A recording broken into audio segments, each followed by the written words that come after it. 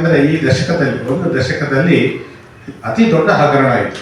ಯಾಕೆಂದರೆ ಒಬ್ಬರಿಗೆ 81,000 ಕೊಡೋದು, ಇನ್ನೊಬ್ಬರಿಗೆ 76,000 ಕೊಡೋದು, ಇನ್ನೊಬ್ಬರಿಗೆ 2,44,000 ಅಂತ ಹೇಳೋದು, ಮತ್ತೊಬ್ಬರಿಗೆ ತೀರಾ ಕಡಿಮೆ 283 ರೂಪಾಯಿ ಕೊಡೋದು, ಆಮೇಲೆ 420 ರೂಪಾಯಿ ಅಂತ ಘೋಷಣೆ ಮಾಡೋದು ಇದೊಂದು ದೊಡ್ಡ ಹಗರಣ ಆಗಿದೆ.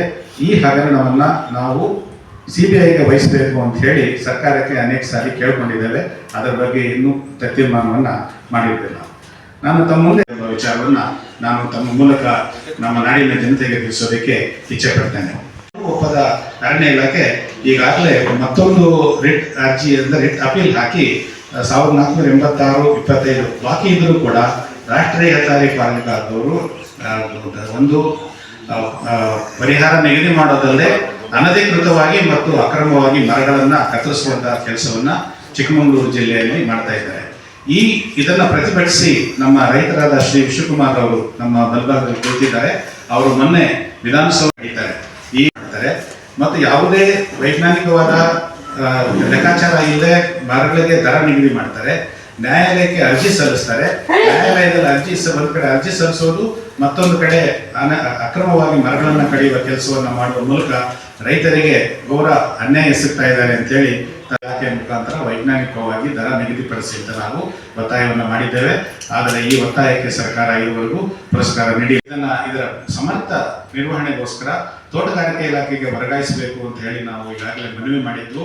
ಅದು ಅಂತಿಮ ಹಂತದಲ್ಲಿ ಅರಣ್ಯ ಸಚಿವರ ಬಳಿ ಬಾಕಿ ಇರೋದನ್ನು ಅವರು ಬೇಗ ಇತ್ಯರ್ಥಪಡಿಸಬೇಕು ಅಂತ ಹೇಳಿ ತಮ್ಮ ಮೂಲಕ ನಾನು ಅವರಲ್ಲಿ ಮನವಿ ಮಾಡಿಗಳನ್ನು ಅರಣ್ಯ ಇಲಾಖೆ ಮತ್ತು ಸರ್ಕಾರ 31/3/2026 ಒಳಗಡೆ ಇತ್ಯರ್ಥ ಮಾಡದೆ ಹೋದರೆ ಈಗ ಶ್ರೀಗಂಧ ಕೃಷಿ ಉತ್ಪನ್ನ ಆದ್ದರಿಂದ ಅರಣ್ಯ ಇಲಾಖೆ ಇದರ ಬಗ್ಗೆ ಯಾವುದೇ ರೀತಿಯಾದ ಒತ್ತಡಗಳನ್ನು ಹೇರಬಾರದು ಅಥವಾ ಅಧಿಕಾರವನ್ನು ಚಲಾಯಿಸಬಾರದು ಅಂತ ಹೇಳಿ 1/4/2026 ನಾವು ನಮ್ಮ ಇದನ್ನು ಕೃಷಿ ಉತ್ಪನ್ನ ಹೇಗೆ ಭತ್ತ, ರಾಗಿ, ಜೋಳವನ್ನು ನಾವು ನಿರ್ವಹಣೆ ಮಾಡ್ತೇವೋ ಹಾಗೆ ಶ್ರೀಗಂಧವನ್ನು ಕೂಡ ನಿರ್ವಹಣೆ ಮಾಡೋದಕ್ಕೆ ನಮ್ಮ ಸಂಘದ ಮತ್ತು ಎಲ್ಲ ಸಮಸ್ತ ರೈತರು ತೀರ್ಮಾನ ಮಾಡಿರ್ತಾರೆ.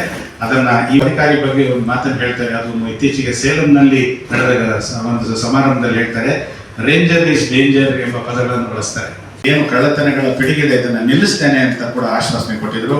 ಆದರೆ ಇದುವರೆಗೂ ಕೂಡ ಅವರ ಆಶ್ವಾಸನೆಯನ್ನು ಈಡೇರಿಸದೆ ನಮ್ಮ ಶ್ರೀಗಂಧದ ಕಳ್ಳರ ಮಾಫಿಯಾಗೆ ಅನುಕೂಲವಾಗಿದೆ ಅಂತ ಹೇಳಿ ಮತ್ತು ರೈತರಿಗೆ ಮುಳುವಾಗಿದೆ ಅಂತ ಹೇಳಿ ನಮ್ಮ ಸಂಘದ ಅಭಿಪ್ರಾಯವಾಗಿದೆ. ಆದರೆ ಶ್ರೀಗಂಧ ನಮ್ಮ ರಾಜ್ಯದ ಅಸ್ಮಿತೆ. ಈ ಶ್ರೀಗಂಧದ ಮಹತ್ವದ ಬಗ್ಗೆ ಮಹತ್ವ ಇದ್ರೂ ಕೂಡ ಅವರು ಯಾವುದೇ ರೀತಿಯಾದ ಕಟ್ಟುನಿಟ್ಟಿನ ಆದೇಶಗಳನ್ನು ನೀಡದೇ ಇರುವುದು ನಮಗೆ ಚಿಂತೆಗೆ ಸುಸ್ಥಿರ ವರಮಾನವನ್ನು ರೂಪಿಸೋದಕ್ಕೋಸ್ಕರ ರೈತರಿಗೋಸ್ಕರ ನೇರವಾಗಿ ಶ್ರೀಗಂಧ ಮಾರಾಟದ ವ್ಯವಸ್ಥೆಯನ್ನು ಕೂಡ ನಾವು ಮಾಡ್ತಾ ಇದ್ದೇವೆ. ನಾವು ಸಂಘದ ಮೂಲಕ ಒಂದು ಫೆಸಿಲಿಟೇಷನ್ ಅಂದರೆ ಅನುಕೂಲತೆ ಮಾಡಿಕೊಡ್ತೇವೆ. ರೈತರೇ ನೇರವಾಗಿ ಗ್ರಾಹಕರಿಗೆ ಶ್ರೀಗಂಧವನ್ನು ಮಾರಾಟ ಮಾಡುವ ವ್ಯವಸ್ಥೆ ಈಗಾಗಲೇ ಮಾಡಿದ್ದೇವೆ. ನಾವು ಶ್ರೀಗಂಧವನ್ನು ಪೂರೈಕೆ ಮಾಡೋದಕ್ಕೆ ಈಗಾಗಲೇ ನಾವು ಕ್ರಮ ವಹಿಸಿದ್ದೇವೆ. ಇದರ ಮೂಲಕ ರೈತರು ಪ್ರಾಮಾಣಿಕತೆಯಿಂದ ಮತ್ತು ಮರದ ಮೂಲದ ಪ್ರಮಾಣ ಪತ್ರವನ್ನು ಹಾಜರುಪಡಿಸುವ ಮೂಲಕ ಮತ್ತು ಮರದ ಮೂಲವನ್ನು ಪತ್ತೆ ಹಚ್ಚೋದಕ್ಕೂ ಕೂಡ ಕಾರಣೀಭೂತರಾಗಿ ಬಳಸ್ಕೊಳ್ಳೋದಕ್ಕೆ ಅರಣ್ಯ ಇಲಾಖೆಯ ನಿರ್ಬಂಧಗಳು ಕಾರಣವಾಗಿದ್ವು. ನಾವು ಆ ನಿರ್ಬಂಧಗಳನ್ನು ಧಿಕ್ಕರಿಸಿನೇ ಮಾಡಬೇಕು ಅಂತ ಹೇಳಿ 1ನೇ ತಾರೀಕು ಏಪ್ರಿಲ್ನಿಂದ ನಾವು ಇದಕ್ಕೆ ಚಾಲನೆ ಕೊಡುವ ದಿಕ್ಕಿನಲ್ಲಿ ಕೆಲಸ ಮಾಡ್ತಾ ಇದ್ದೇವೆ.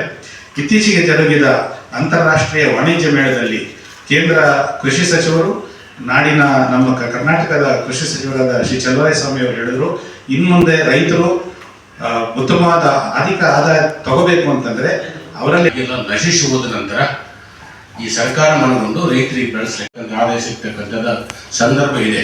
ಇವತ್ತು ಶ್ರೀಗಂಧದ ಎಣ್ಣೆ 1 kg 6 ಲಕ್ಷ ರೂಪಾಯಿ ಇದೆ. ಅದು ಸಿಗುತ್ತಾನೆ ಇಲ್ಲ ಎಲ್ಲೂ. ಸೊ ಹಾಗಾಗಿ ಇದಕ್ಕೆ ಯಾವಾಗ ಕರೆಕ್ಟ್ ಸ್ಟಾರ್ಟ್ ಮಾಡಿದ್ರು 20 ವರ್ಷದ 100 ವರ್ಷ ಬೆಳ್ತಕ್ಕಂಥ ಮರ ಅದು